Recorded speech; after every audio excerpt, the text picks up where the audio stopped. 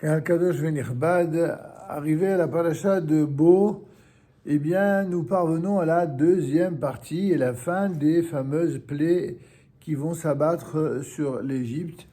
Et Moïse va ainsi achever bientôt sa mission. Il va atteindre son point culminant, puisque ce sont les trois dernières plaies qui vont constituer d'ailleurs, avec la sanctification du mois, mais aussi la néoménie, donc sur laquelle sont établies les bases du calendrier juif et du cycle des fêtes, eh bien, les sujets principaux de la paracha, suivis par les lois de Pessah, mais aussi la consécration des premiers-nés, et tout ceci va s'enchaîner rapidement dans cette paracha. Et nous allons voir qu'il y aura un lien établi entre chacune de ces particularités dans cette sidra. La résistance de Pharaon va s'effondrer totalement et il va devoir lui-même arpenter les rues en toute hâte à la recherche de Moïse et Aaron pour presser ses anciens esclaves de quitter au plus vite leur terre de servitude. La première plaie de cette paracha, qui est ce qu'on appelle les sauterelles, eh bien, va introduire ici un nouvel élément. En effet, Akadosh Baruch Hu va annoncer à Moïse au verset 2 qu'il s'apprête à tourner l'Égypte en dérision, mais aussi à briser l'arrogance de Pharaon et de ses conseillers. Ceci afin que non seulement l'Égypte, mais aussi les enfants d'Israël sachent que Ani Adonai, je suis l'Éternel. La foi des croyants eux-mêmes est souvent imparfaite. Il importe donc que les enfants d'Israël s'imprègnent eux aussi de cette vérité afin de la partager avec les autres croyants. En effet, il n'est pas étonnant que Pharaon persiste à contester l'origine divine des plaies. La foi des enfants d'Israël, si solide soit-elle, n'est pas encore absolue. Elle le sera seulement au passage de la mer, ainsi qu'il sera dit, Vayamin ou Adonai ou Moshe Avdo, ils eurent foi en l'Éternel et en Moïse son serviteur. Il y a des êtres dont le niveau de foi est tel que, en vérité, elle est souvent à rude épreuve. Et le paradoxe, c'est que la définition même de la foi se traduit généralement par deux éléments. Premier élément, c'est la capacité à voir ce que les autres ne voient pas et à comprendre ce que d'autres ne comprennent pas. Ça, c'est la première chose. La deuxième chose, c'est la capacité d'attendre, d'être patient jusqu'à ce que les choses se déroulent et se réalisent comme annoncé par Dieu ou les prophéties d'Israël. Et ces deux choses-là, eh bien, même lorsque quelqu'un a la foi, il arrive parfois justement qu'il y ait une forme d'impatience, d'une volonté de contourner les obstacles, d'arriver plus vite. Et cette impatience ou cette volonté de prendre des raccourcis, comme on l'a dit dans une dernière vidéo, la semaine dernière, eh bien, nous avons expliqué comment le fait de prendre des raccourcis, en général, amène finalement à allonger la route, à allonger le chemin. C'est d'ailleurs c'est ce qui sera aussi pour les enfants d'Israël après la sortie d'Égypte.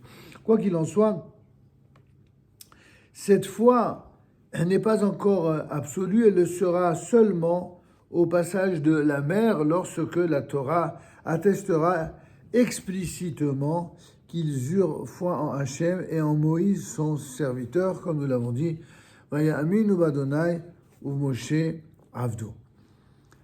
Cette huitième plaie des sauterelles, elle est tout à fait particulière puisque selon le Midrash, elle est en fait une sorte de juste mesure de retour, ce qu'on appelle en hébreu Mida keneged Mida. En effet, les Égyptiens contraignaient leurs esclaves hébreux à cultiver leurs champs. Eh bien, leurs sauterelles vont donc dévorer leurs récoltes. C'est d'ailleurs ce qui a été fait sous la contrainte et la dureté va être en quelque sorte dévoré. Lorsque Pharaon va voir de quelle manière Moïse et Aaron vont s'adresser à lui, le texte de la Torah nous y prépare lorsque Dieu dit à Moshe, Bo el Paro, va vers Pharaon, plus exactement viens vers Pharaon pour respecter scrupuleusement la traduction du terme.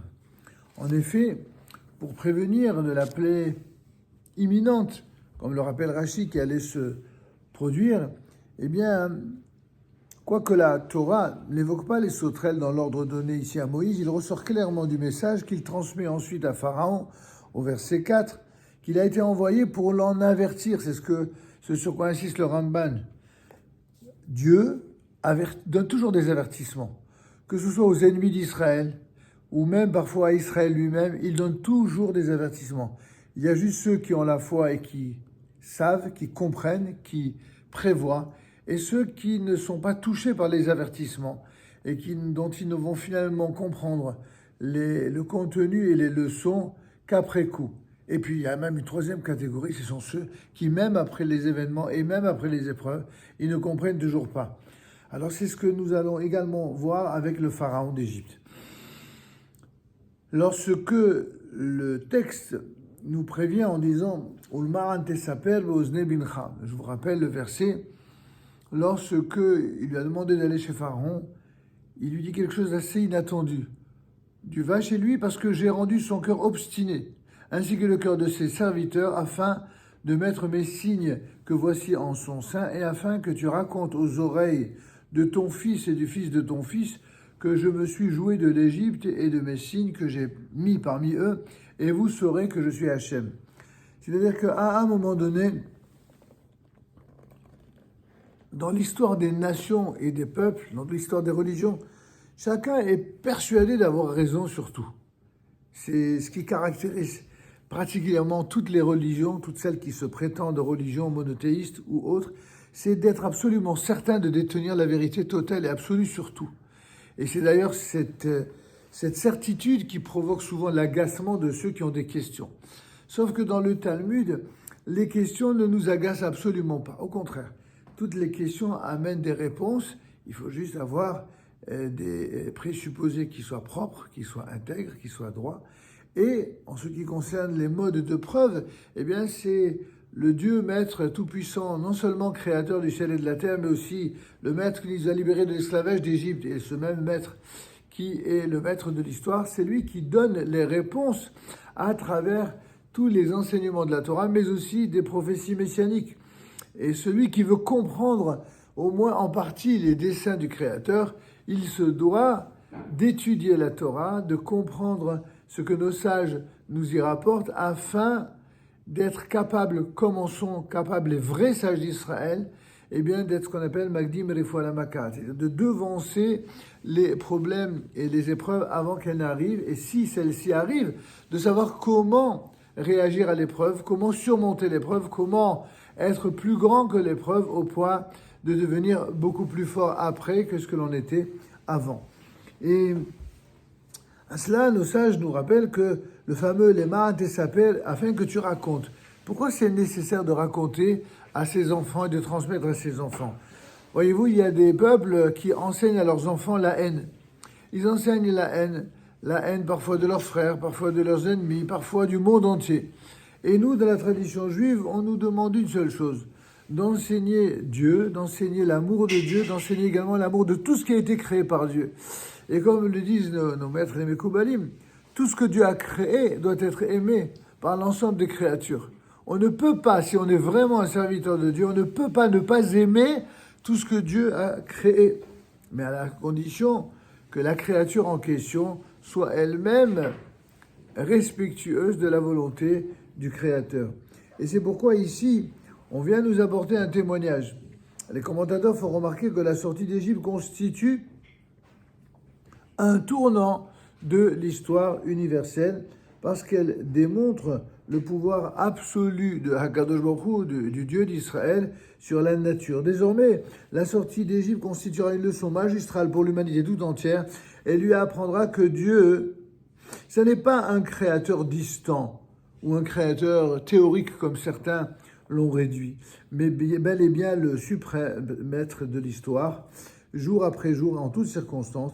Et c'est cette idée qui apparaît en filigrane dans ce verset, annonçant à Israël que les miracles de la sortie d'Égypte doivent prouver aux générations futures que Dieu, eh bien, il se joue à sa guise des empires les plus puissants.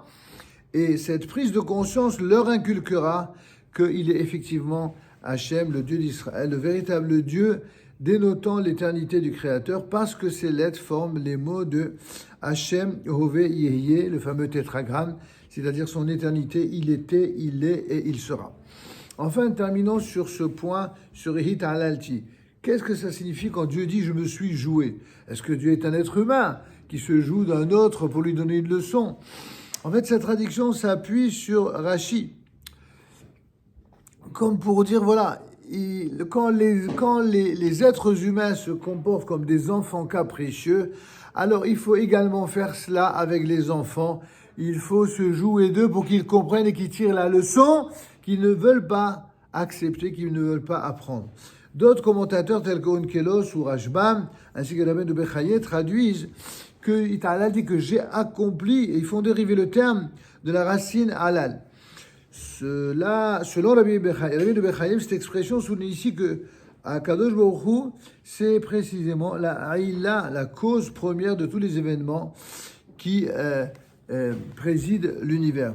Pour terminer, pour ce petit cours de Dvar Torah, il faut bien comprendre que la différence fondamentale qu'il y a entre ceux qui ont véritablement la foi et ceux pour qui la foi n'est quelque chose qui est un artifice extérieur, c'est que pour ceux qui ont la foi de manière extérieure, ils ne font que se servir de Dieu chaque fois que ça les arrange et repousser Dieu quand ça ne les arrange pas.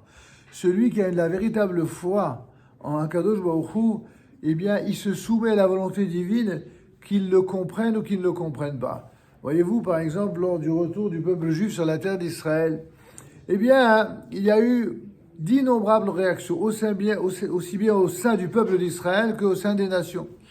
Au sein du peuple d'Israël, vous avez ceux qui se sont comportés exactement comme de véritables idolâtres, c'est-à-dire ceux qui, lors de l'entrée en terre d'Israël, vous savez, après 40 ans, après 39 ans exactement à la sortie d'Égypte, eh bien, il y a eu des grands maîtres d'Israël qui se sont opposés à ce que le peuple juif pénètre en terre d'Israël. C'est ce qu'on appelle les explorateurs.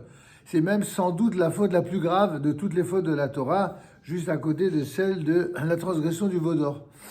Et comme disait Rabbi Shalom Essas, l'un de mes maîtres, il disait que cette faute-là, redoutable, qui consiste à dire du mal de la terre d'Israël, elle n'a pas véritablement disparu. Jusqu'aujourd'hui, il y a, au sein du peuple d'Israël, il y a des maîtres qui, de manière absolument subtile, mais lourde en même temps, eh bien, disent du mal d'Israël. Ils disent du mal d'Israël, tantôt en raison de l'État, tantôt en raison de la politique, tantôt en raison de l'idéologie, de l'Ashkafa.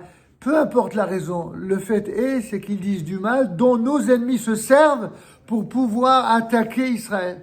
À chaque fois qu'un juif dit du mal d'Israël, au point qu'il y ait des goïms qui s'en servent contre Israël, vous pouvez être certain que c'est un chassid, un véritable descendant idéologique de ces Talmidei Chachamim qui ont dit du mal d'Israël et qui ont été frappés d'une faute tellement, ou plutôt d'une punition tellement grave, que la condamnation a été extrême. C'est que premièrement, il leur a été interdit de faire teshuva, et deuxièmement, même leur teshuva, quand ils l'ont faite, elle n'a pas été agréée, c'est pour ça qu'ils ne sont pas rentrés en terre d'Israël. Alors quel est le point commun avec la paracha ? La paracha, c'est la même chose à Mavdil. Pharaon, pourquoi Dieu a-t-il endurci son cœur ? Parce qu'à un moment donné, il était à 2 doigts de craquer. Il était à 2 doigts de laisser libre les enfants d'Israël, de les laisser sortir. Ce moment-là, les enfants d'Israël, dont certains ont la fâcheuse tendance de comprendre les événements de travers, au lieu de remercier Dieu, ils auraient remercié qui ? Pharaon. Alors pourquoi Akadosh Baruch Hu n'en vienne pas à constater ce triste et lamentable résultat que des enfants d'Israël qui bénéficient de la libération du peuple d'Israël de l'esclavage d'Égypte par Dieu, eh bien, qui n'en viennent pas à être reconnaissants à Pharaon, mais bel et bien à Dieu. Dieu a endurci le cœur de Pharaon pour qu'on sache que c'est contraint et forcé que finalement, et c'est sur cela que la paracha, du début de la paracha, il dit les pour qu'on sache et que tu fasses savoir à tes enfants et à tes petits-enfants que je me suis joué. Et c'est comme ça dans toute l'histoire d'Israël. Les ennemis d'Israël, ils croient toujours que c'est eux qui ont les cartes en main. Et Dieu fera en sorte, comme il l'a fait durant toute l'histoire, même si certains en sont oublieux, et c'est comme ça qu'il fera également, Be'ezad Hashem, à la suite de cette monstruosité du 7 octobre, Akadosh Baruch Hu, eh bien, non seulement il va faire payer ceux qui sont coupables de ce qu'ils ont fait, mais il va faire payer tous ceux qui, en Europe, ou aux États-Unis, ou dans le monde entier, soutiennent les ennemis d'Israël et ont l'audace de traiter Israël comme si c'était lui l'agresseur alors qu'il est l'agressé. Eh bien, c'est une histoire qui se répète, comme vous le comprenez, et que, Baruch Hashem, avec la même émouna, avec la même force, il y aura toujours au sein du peuple d'Israël ceux qui sauront trouver la voie du juste milieu, la voie juste, et il y aura toujours parmi les nations ceux qui seront capables de reconnaître la vérité et de bénéficier de la bénédiction que Dieu a donnée à Abraham, à savoir que seront bénis par toi toutes les familles de la terre ainsi que par ta postérité. Amen.